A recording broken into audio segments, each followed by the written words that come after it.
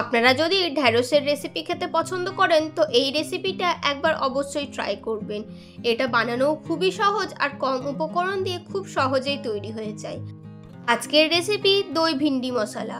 এটা ভাত, রুটি সব কিছুর সাথে খেতে খুবই ভালো লাগে আর উপকরণও লাগে একদমই কম। তো চলুন ভিডিওটি স্কিপ না করে দেখে নিন আমি এই রেসিপিটাকে কিভাবে বানিয়েছি। এই রেসিপির জন্য ঢ্যাঁড়সগুলোকে আমি ভালোভাবে আগে ধুয়ে মুছে তারপর ঢ্যাঁড়সগুলোকে কেটে নিয়েছি। যে ঢ্যাঁড়সগুলো একটু মাঝারি সাইজের সেগুলোকে 2 টুকরো করে কেটেছি, আর যেগুলো একটু বড় সাইজ সেগুলোকে 3 টুকরো করে এইভাবে লম্বা লম্বা করে কেটে নিয়েছি। কাটার পর এগুলোকে আর ধোয়ার প্রয়োজন নেই, যেহেতু আমি প্রথমেই ধুয়ে এগুলোকে কেটে নিয়েছি। এবার একটা কড়াইয়ের মধ্যে আমি অ্যাড করে দেবো সর্ষের তেল। 1 চামচ পরিমাণের সর্ষের তেল দিচ্ছি, আপনারা চাইলে সাদা তেল দিয়েও করতে পারেন। তেলটা ভালোভাবে গরম হওয়ার জন্য কিছুক্ষণ অপেক্ষা করব। তেলটা খুব ভালোভাবে গরম হয়ে গেলে আমি এর মধ্যে কেটে রাখা ঢ্যাঁড়সগুলো অ্যাড করে দেব। আর এই সময় আমি এর মধ্যে অ্যাড করে দিচ্ছি 1/2 চামচ পরিমাণে লবণ। লবণটা আপনারা অবশ্যই নিজেদের স্বাদ অনুসারে দেবেন।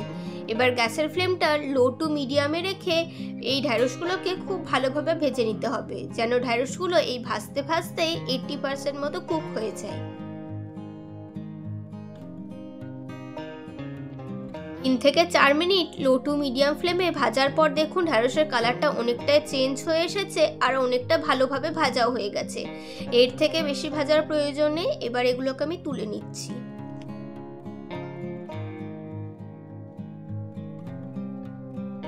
এবার চলুন দেখে নেওয়া যাক এই রেসিপির জন্য আমি কি কি মশলা ব্যবহার করছি।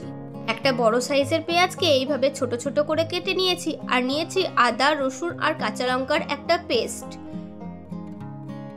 কড়াইয়ের মধ্যে আবারও খানিকটা তেল আমি অ্যাড করছি, ওই 3 চামচ পরিমাণে তেল অ্যাড করলাম। তেল ভালোভাবে গরম হয়ে এলে আমি তার মধ্যে ফোড়নের জন্য একটা শুকনো লঙ্কা আর 1/2 চামচ পরিমাণে গোটা জিরে ফোড়ন দিয়ে দিলাম। এবার এই সব কিছুকে একবার নেড়ে চেড়ে তার মধ্যে কেটে রাখা পেঁয়াজটা অ্যাড করে দিলাম। এবার পেঁয়াজটাকে খুব ভালোভাবে ভেজে নিতে হবে যতক্ষণ না পর্যন্ত পেঁয়াজের কালারটা একদমই চেঞ্জ হয়ে গোল্ডেন ব্রাউন হয়ে আসছে। পেঁয়াজটা ততক্ষণে ভাজা হতে থাক আর আমি ততক্ষণ এই দইটাকে প্রিপেয়ার করে নেব। এখানে আমি 4 চামচ পরিমাণে টক দই নিয়ে নিয়েছি। এবার এর মধ্যে অ্যাড করব কিছু গুঁড়ো মশলা। তো তার মধ্যে আমি এখানে দিয়ে দিলাম 1 চামচ পরিমাণে জিরে গুঁড়ো, 1 চামচ পরিমাণে ধনে গুঁড়ো, আর অ্যাড করছি 1/2 চামচ পরিমাণে কাশ্মীরি লঙ্কার গুঁড়ো। হলুদ গুঁড়োটা আমি এখানে অ্যাড করলাম না, হলুদ গুঁড়োটা আমি কড়াইয়ে ব্যবহার করব। এবার এই সমস্ত গুঁড়ো মশলাকে দইয়ের সাথে খুব ভালোভাবে মিক্স করে ফেটিয়ে নেব, যেন দইয়ের মধ্যেও কোনো দানা দানা ভাব বা লাম্পস না থাকে। তো দেখুন দইটাকেও খুব ভালোভাবে ফেটানো হয়ে গেছে, আর ততক্ষণে পেঁয়াজগুলো খুব ভালোভাবে ভাজা হয়ে গেছে, পেঁয়াজের কালারগুলো চেঞ্জ হয়ে গেছে। এই সময় আমি এর মধ্যে আদা, রসুন আর কাঁচা লঙ্কার পেস্টটা অ্যাড করে দিলাম। এই মশলাটাকেও খুব ভালোভাবে কষিয়ে নিতে হবে, যেন রান্নার মধ্যে মশলার কোনো কাঁচা গন্ধ না থাকে। আর এই সময়ের মধ্যে 1/2 চামচ পরিমাণে হলুদ গুঁড়ো আর 1/2 চামচ কাশ্মীরি লঙ্কার গুঁড়ো অ্যাড করে দিলাম। এই মশলাটাকেও সব কিছুর সাথে একবার মিশিয়ে কষিয়ে নিচ্ছি। যতক্ষণ না পর্যন্ত মশলা থেকে তেল ছেড়ে দিচ্ছে ততক্ষণ পর্যন্ত মশলাটাকে খুব ভালোভাবে কষিয়ে যেতে হবে। কয়েক মিনিট কষানোর পর মশলা থেকে তেল ছেড়ে দিয়েছে। এবার গ্যাসের ফ্লেমটা অফ করে দইয়ের মিশ্রণটা যেটা আমি তৈরি করে রেখেছিলাম সেটা এর মধ্যে অ্যাড করে দিলাম। গ্যাসের ফ্লেমটা অফ করে এই দইয়ের মিশ্রণটা দিতে হবে, তাছাড়া দইটা ফেটে যাওয়ার একটা চান্স থাকে। এবারে দইয়ের মিশ্রণটাকেও সব মশলার সাথে একবার খুব ভালোভাবে মিক্স করে নেব, তারপর আবারও গ্যাসের ফ্লেমটা অন করে নেব।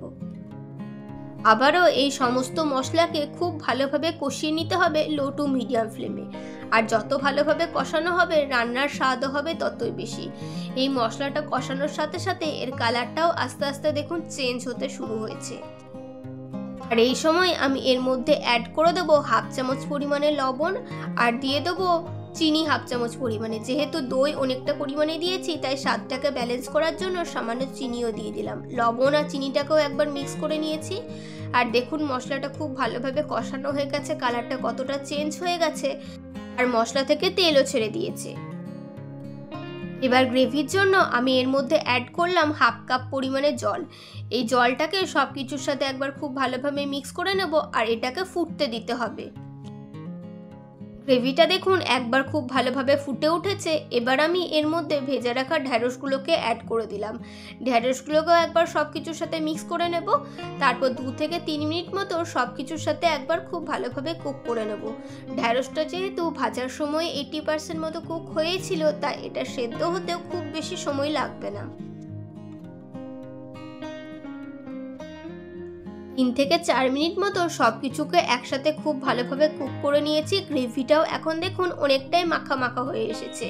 এবার আমি এই সময় এর মধ্যে অ্যাড করে দিলাম 1/2 চামচ পরিমাণে গরম মশলার গুঁড়ো। আবারও সব কিছুকে একবার খুব ভালোভাবে মিক্স করে নেব। ব্যাস, তাহলেই তৈরি হয়ে গেল দহি ভিন্ডি মশলা। তো চলুন এটাকে গরম গরম সার্ভ করা যাক।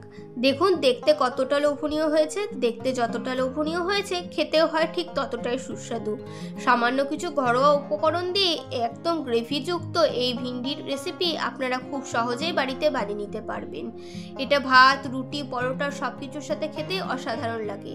আর যারা ঢ্যাঁড়স খেতে পছন্দ করেন না, তাদেরও এটা খুবই পছন্দ হবে।